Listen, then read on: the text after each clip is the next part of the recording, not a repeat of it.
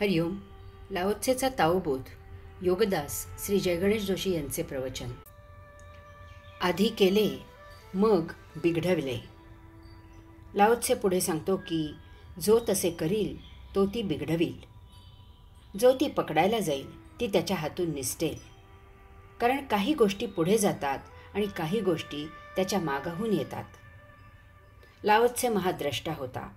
त्याने हजारो वर्षापूर्वी जे लिहिले आहे ते आजही आपल्याला प्रत्यक्ष अनुभवास येत आहे. आपण निसर्गाविरुद्ध ताओविरुद्ध काही करायला गेलो, त्याची नैसर्गिक सुव्यवस्था बदलली, नियतीच्या विरुद्ध वर्तन केले, त्यात यश आले तर ती तात्पुरती खुशी असेल. कारण निसर्गनियम मोडल्याचा विपरीत परिणाम नंतर दिसायला सुरुवात होते. सर्व शिक्षा अभियान सुरू आहे. समजा सर्वजण शिकले, हे आत्ता छान वाटते, परंतु याचा विपरीत परिणाम नंतर दिसून येतो. आता हे शिकलेले शेतात काम करतील काय? ते मजूर म्हणून राबतील काय? ते शेणगोठा करतील काय? ते इमारत बांधतील काय? ते कारखान्यात कामगार म्हणून मेहनत करतील काय? ही कामे तर व्हायलाच लागतील. कोण करतील ही कामे? समजा प्रत्येकाची शिकायची व्यवस्था केली. आता विचार करावा की प्रत्येकजण शिकू शकतो का? त्याची आकलन शक्ती कोणी वाढवू शकतो का? प्रत्येकजण बौद्धिक क्षमता जन्मतःच बरोबर घेऊन आलेला असतो. ती त्याच्या गतसंचिताप्रमाणे जन्मतःच असते. त्यात बदल करणे किंवा होणे असंभव आहे. रामराज्यातही हा भेद तसाच होता. नर आणि वानर तसेच वेगळे राहिले. मानवाने आपल्याला शेपटी जोडून घेतली नाही की वानरांनी आपली शेपटी कापली नाही. महाप्रगल्भ आणि विचित्र वैज्ञानिक शोध लागत आहेत. त्याचा विकृत परिणाम पहा. स्त्री पुरुष होण्यासाठी धडपडते आहे. ती पुरुषाबरोबर त्याच्याही पुढे जाऊन प्रत्येक क्षेत्रात काम करत आहे. परंतु स्त्रीमध्ये पुरुषाचा राकटपणा कसा येणार? पुरुष स्त्री होऊ पाहत आहे.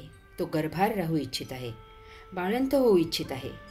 परंतु पुरुषात स्त्रीची जनन क्षमता कशी येणार? याचा एकच विपरीत, विक्षिप्त आणि विचित्र परिणाम होईल की स्त्री आणि पुरुष दोघेही आपापली नैसर्गिक क्षमता घालवतील आणि ते दोघेही नपुंसक होतील. मानव जातच निर्माण होणे बंद होईल. अतिविद्वत्तेचा हा दुष्परिणाम आहे.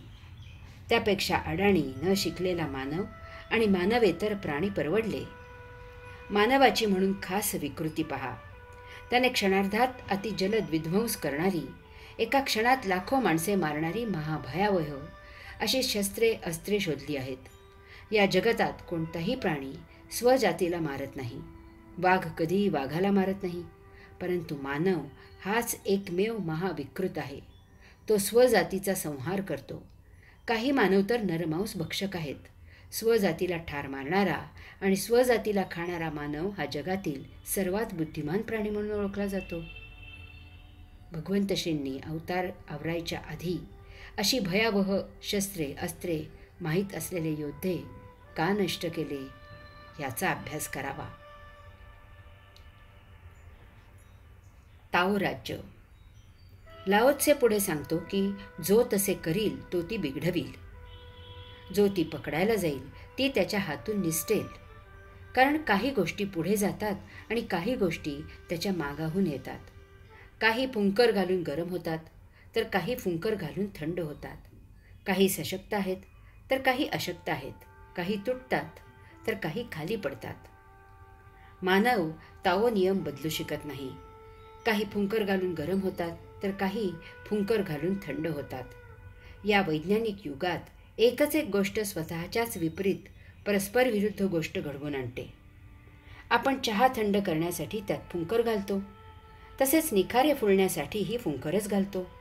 सुरीने फळे भाजी कापता येते, तसेच त्याच सुरीने एखाद्याचा गळाही कापता येतो आणि जीवही घेता येतो.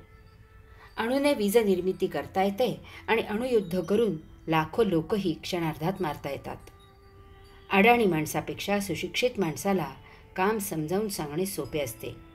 यासाठी शिक्षणाचे महत्त्व फार आहे. परंतु जेव्हा तो शिकलेला बुद्धीचे सांगू लागतो तेव्हा त्याच्याकडून नियमांचे पालन करवून घेणे, हुकमाची अंमलबजावणी करवून घेणे महाकठीण होते. कारण त्याला नियमांचे, कायद्याचे ज्ञान असते. तोच त्याच्या वरिष्ठाला शिकवू लागतो. शिकल्यामुळे जसे त्याला काम कसे करावे हे समजते, तसेच त्याला लबाडी कशी करावी आणि फसवावे कसे हेही चांगले समजते. याचा परिणाम चोरी होण्यात होतो. लाओत्से सांगतो की काही सशक्त आहेत तर काही अशक्त आहेत. जगात हे डावे उजवे असणारच. पुरुष पराक्रम गाजवायलाच योग्य आहे, तशीच त्याची देहयष्टी आहे.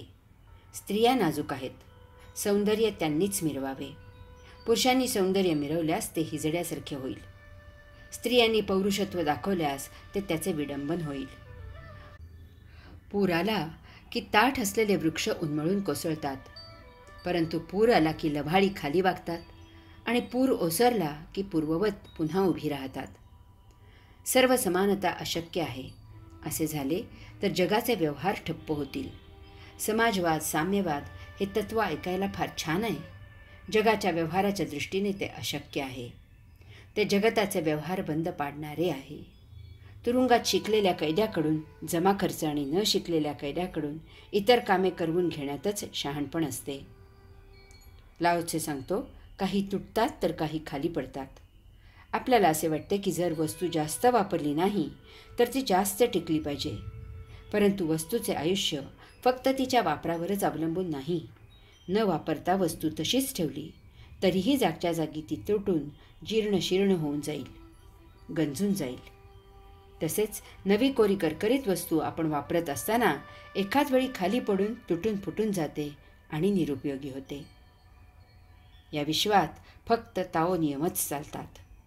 येथे फक्त ताओ राज्यच आहे. हरि ओम.